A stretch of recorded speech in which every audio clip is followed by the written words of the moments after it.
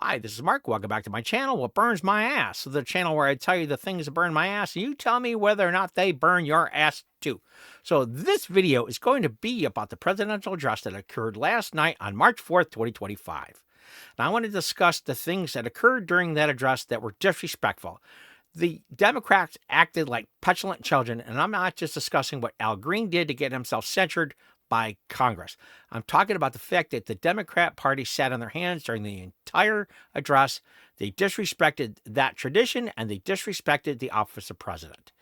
They couldn't even clap for the humanitarian executive orders that Donald Trump signed for Laken Riley's family and for DJ Daniel, who survived 6 years of cancer. To me, that says that those representatives do not care about the constituents, and they hate Donald Trump so much that if Donald Trump passed a bill that would balance the budget and help their constituents in every way, they would not vote for that bill just because of their vitriol for Donald Trump. And I find that disgusting, and that burns my ass.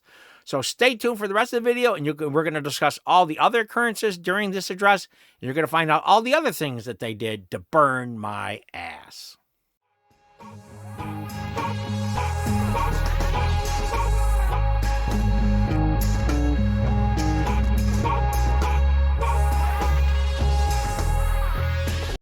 Likewise, small business optimism saw its single largest one-month gain ever recorded. Mr. President. A 41-point jump.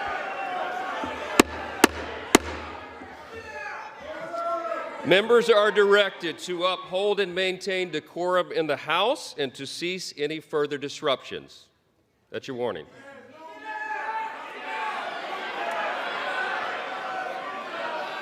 Members are engaging in willful and continuing breach of decorum, and the chair is prepared to direct the Sergeant-at-Arms to restore order to the joint session.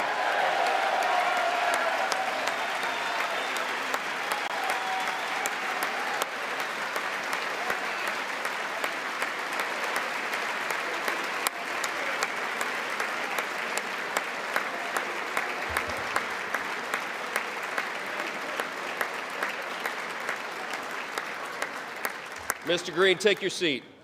Take your seat, sir. Take your seat. Finding that members continue to engage in willful and concerted disruption of proper decorum, the chair now directs the Sergeant-at-Arms to restore order. Remove this gentleman from the chamber.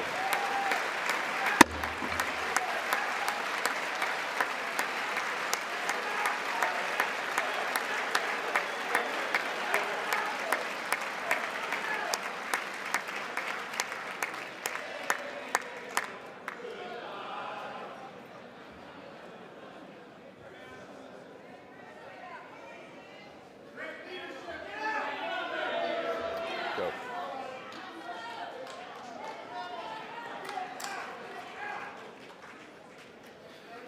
Members are directed to uphold and maintain decorum in the House. Mr. President, you continue. Thank you. So in this next clip, Representative Al Green starts yelling at Donald Trump because Donald Trump suggested that he had won this presidency by mandate. And in some ways he did. He won all 7 swing states, and there was a 40-point swing from Democrat to Republican.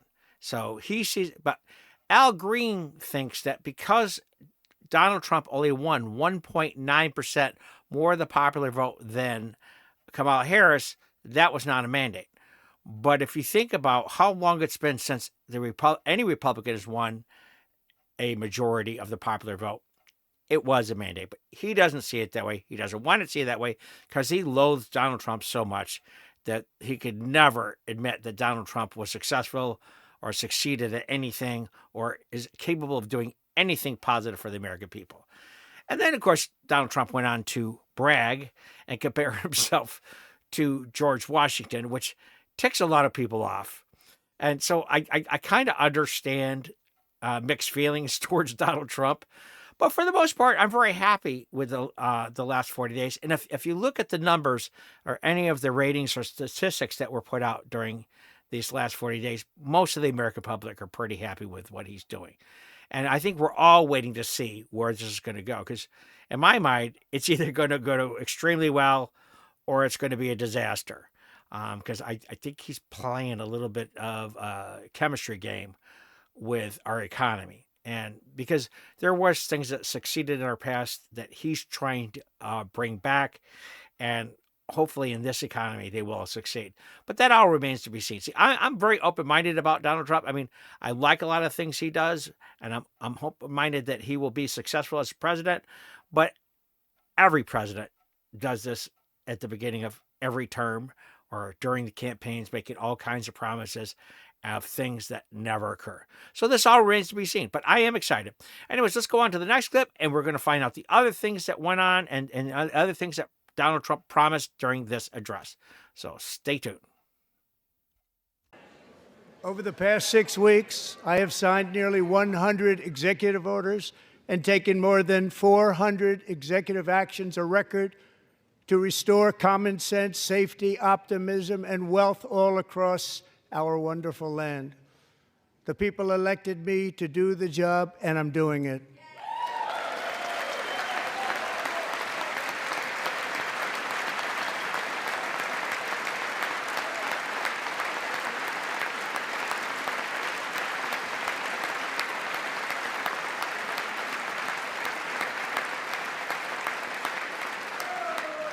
In fact, it has been stated by many that the first month of our presidency, it's our presidency, is the most successful in the history of our nation. By many.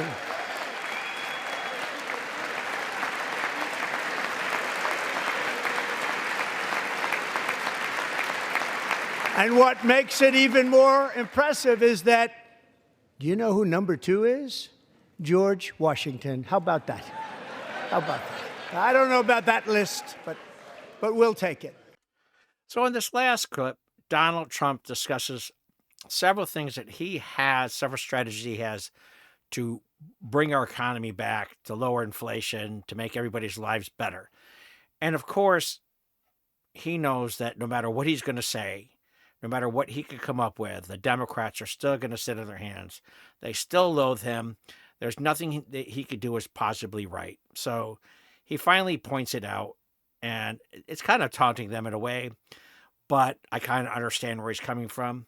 I mean, if you're hoping to help the whole nation, not just one party, because he says, it's our presidency. And that's his language quite a bit. And I think most people think that he's such a narcissist and he's so out for himself that there's no way that he could have compassion for the entire American people. So they don't believe a word that comes out of his mouth. It's just, they just think it's more rhetoric, more propaganda. And they're still going to block or hinder or lie or make up propaganda. They're just going to loathe anything that Donald Trump could do for this country, because they don't want Donald Trump to be successful at anything, because then they might have to accept that he's doing a good job. And they will never admit that, and they know it. Among my very highest priorities is to rescue our economy and get dramatic and immediate relief to working families. As you know, we inherited from the last administration an economic catastrophe and an inflation nightmare. Their policies drove up energy prices, pushed up grocery costs, and drove the necessities of life out of reach for millions and millions of Americans. They've never had anything like it. We suffered the worst inflation in 48 years, but perhaps even in the history of our country. They're not sure. As president, I'm fighting every day to reverse this damage and make America affordable again. So in this last clip, Donald Trump discusses the inflation and the economy that he was left. But that's going to fall on deaf ears. And I noticed he was staring straight at the right side, his right side, which is where all the Democrats were sitting.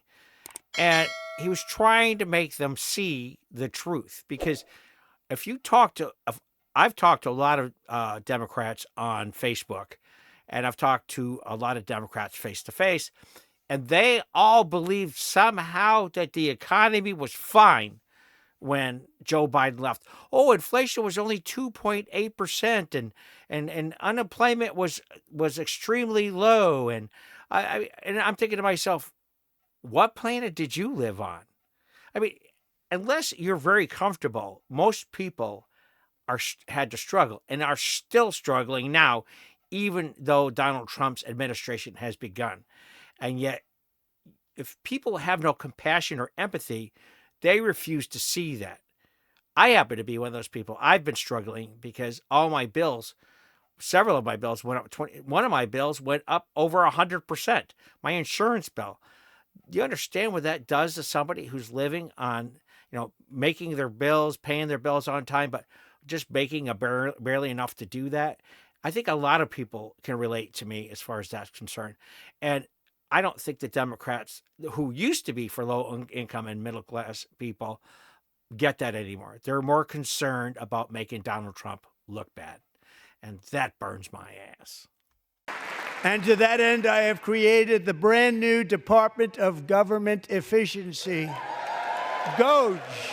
Perhaps you've heard of it. Perhaps.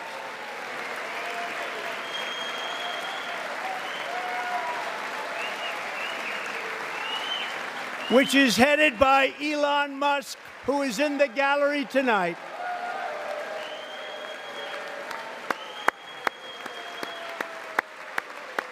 So in this last clip, Donald Trump talks about DOGE, the Department of Government Efficiency.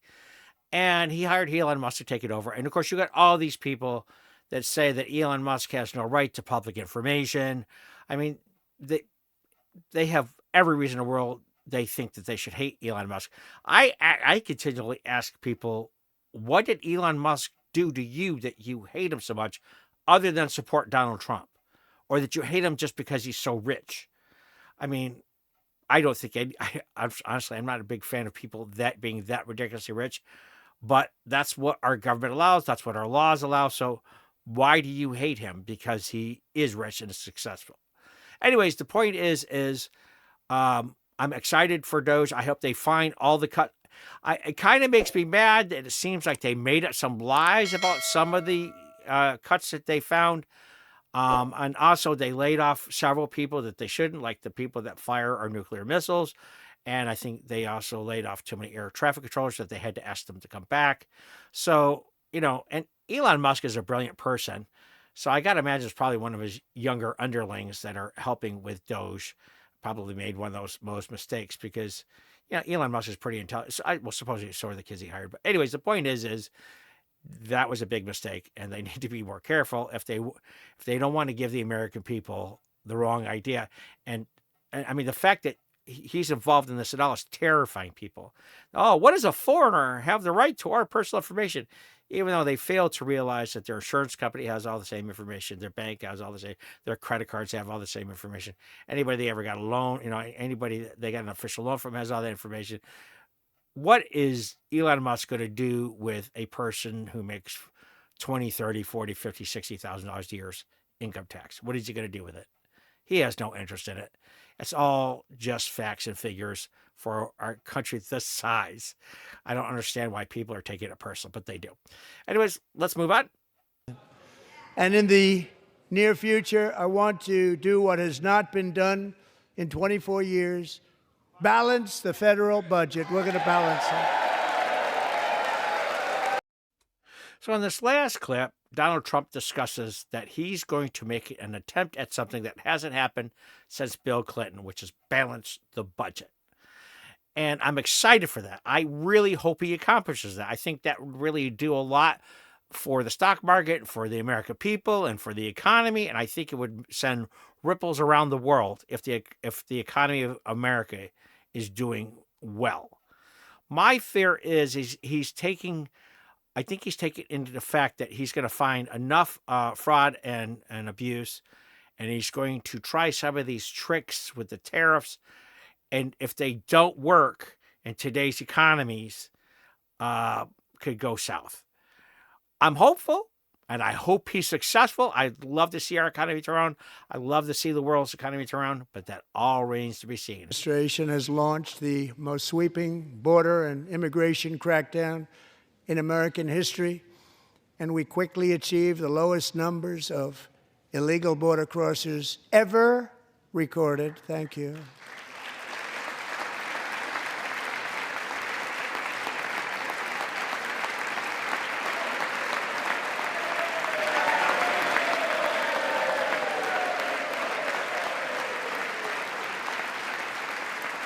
The media and our friends in the Democrat Party kept saying we needed new legislation, we must have legislation to secure the border. But it turned out that all we really needed was a new president. So in this last clip, again, he takes more stabs at Joe Biden, which I kind of understand, because Joe Biden and Kamala Harris and the Democrats lied for 4 years about immigration. And had the Democrats spent more time telling us how they're going to fix this immigration, because they obviously did not believe the polls that most Americans didn't want our borders flooded the way they were for over the last 4 years.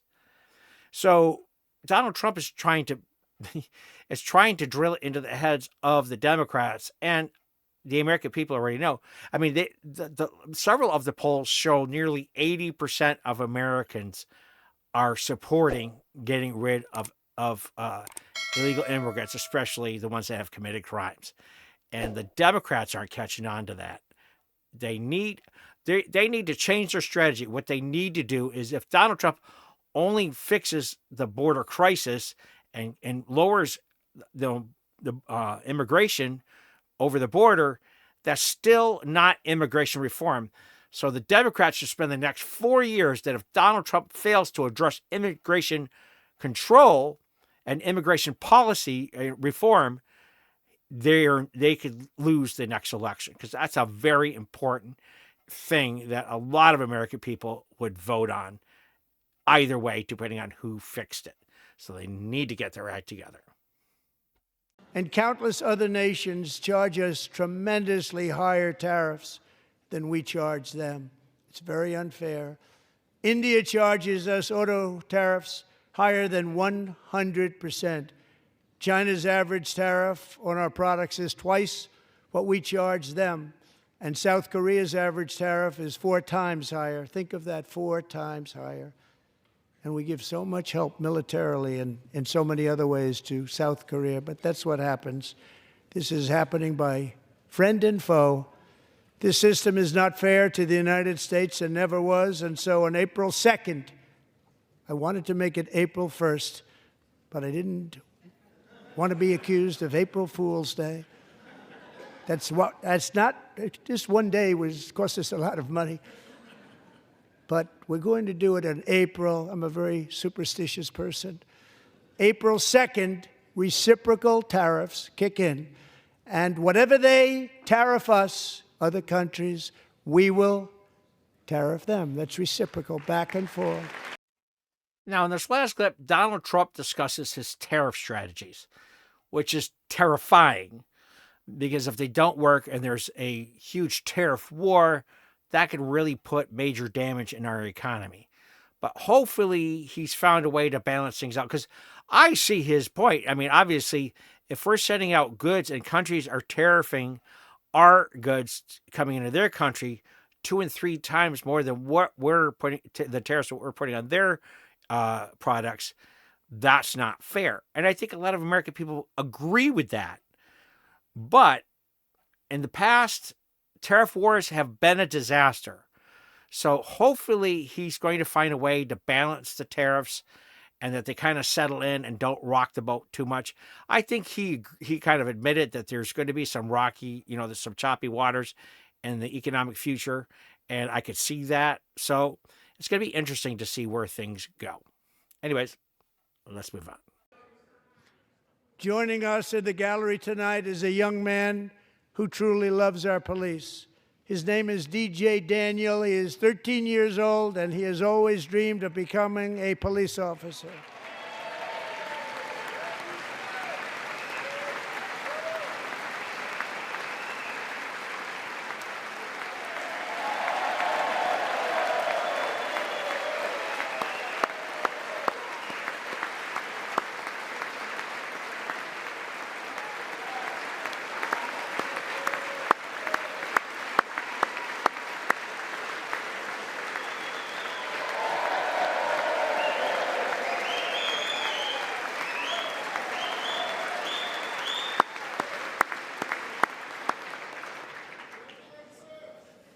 But in 2018, DJ was diagnosed with brain cancer.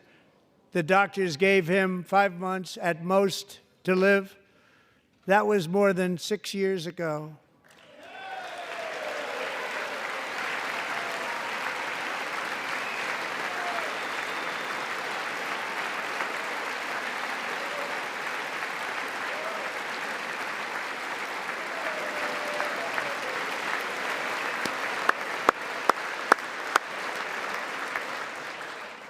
Since that time, DJ and his dad have been on a quest to make his dream come true, and DJ has been sworn in as an honorary law enforcement officer, actually a number of times. The police love him, the police departments love him.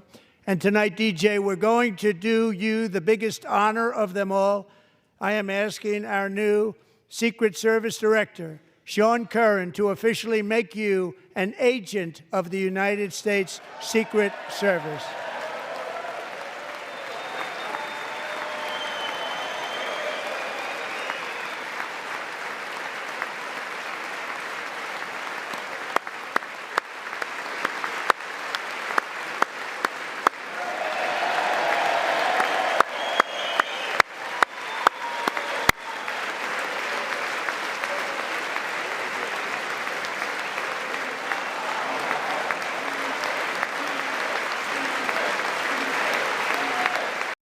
So in this last clip, the president asked this young boy of 13 years to come to the presidential address. And this boy had suffered for 6 years and had conquered cancer. And so President Trump wanted to give this boy a exciting adventure, something that almost no other kid would be able to experience. Because this kid had fought for his life for the last 6 years, and he defeated cancer, which is great. But anyways, and then the fact that Donald Trump had the head of the Secret Service make him an honorary Secret Service agent was cute and very endearing for Donald Trump. But of course, the Democrats sat there through the whole thing and sat on their hands, did not clap. It seems like they were completely their hatred for Donald Trump was greater than the emotional feelings that were created by this event. And it shows that they're heartless, that their concern is more on their vitriol than it is being humane. And that says a lot, should say a lot to the constituents that voted them in. Earlier today, I received an important letter from President Zelensky of Ukraine.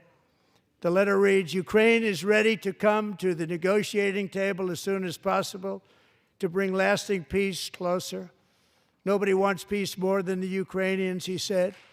My team and I stand ready to work under President Trump's strong leadership to get a peace that lasts. We do really value how much America has done to help Ukraine maintain its sovereignty and independence. Regarding the agreement on minerals and security, Ukraine is ready to sign it at any time that is convenient for you. I appreciate that he sent this letter, just got it a little while ago. Simultaneously, we've had serious discussions with Russia and have received strong signals that they are ready for peace. Wouldn't that be beautiful? Wouldn't that be beautiful? So in this last clip, Donald Trump discusses a letter that he received from Alexander Zelensky, the president of Ukraine, and he said that he's willing to sign the deal that he originally came to sign when they had their little fiasco in the Oval Office, their little argument, the little blow up. And of course, Democrats are thinking that, well, geez, that's just Donald Trump did that in the Oval Office to bully Zelensky into capitulation and to sign this deal and to kind of put his thumb down on him, because anything that Donald Trump is wrong or mean, and he's a bully. And so even though if this works out fantastically, they're still going to hate it because it's Donald Trump. So what can you do? All we are going to rediscover the unstoppable power of the American spirit, and we are going to renew unlimited promise of the American dream. Every single day we will stand up and we will fight, fight, fight for the country our citizens believe in and for the country our people deserve. So in this final clip, Donald Trump starts discussing his MAGA plan, so to speak, how he's going to, reduce inflation. He's going to increase American manufacturing. He's going to, lower interest rates. He's going to, he's going to make America great again, according to him. They all make that promise in the beginning of their terms. Now, Donald Trump has taken a lot of action in a very short period of time, so that gives me hope. He even discussed taking Greenland again, which he kind of insinuated he might do that militarily, but I seriously don't think he's considering that. I would be surprised if he did. I think the whole world would be surprised if he actually considered it. I don't see him doing that. But anyways, I am hopeful for the future. And of course, the Democrats are just like, yeah, he's a piece of crap. He's never going to do anything good. He's going to be a failure. He's going to destroy our economy, because they pretty much believe that if you're a piece of crap, as they believe, you can never do anything right. You can never turn yourself around. You can never be, you're not going to be successful in anything. You're just a narcissistic piece of, and that's what they believe. Can't fix that. Unfortunately, there's a large portion of our population that feels exactly the same way, because, as I said in my last video, I ate dinner with a lot of them. And I'm in a community where a huge portion of my community in California is Democrat. So I rarely ever discuss Donald Trump anywhere in public with people I don't know. So anyways, that's my video for today. And I want you to do me a huge favor, which is reach right down now and click the like button, and also hit subscribe if you haven't. I am really in need of you to do that. I like my videos, so should you. Anyways, that's my video for today. Always remember, what burns my ass probably burns your ass too. And thanks for watching.